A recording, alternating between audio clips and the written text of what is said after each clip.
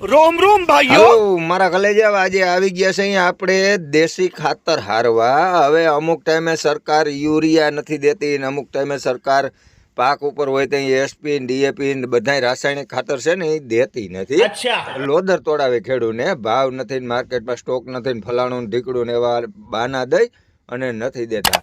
પણ એને કંઈ જો આ દેશી ખાતર વાપરતા હરેક ખેડૂત થઈ ગયા ને તો તમારું ખાતર તમારે પડીકા બાંધી અને માર્કેટમાં ઠેલા લઈને વેચવા જવું જોઈએ. ભાઈ ઉરિયા જોઈ છે, ડીએપી જોઈ છે, એસપી જોઈ છે.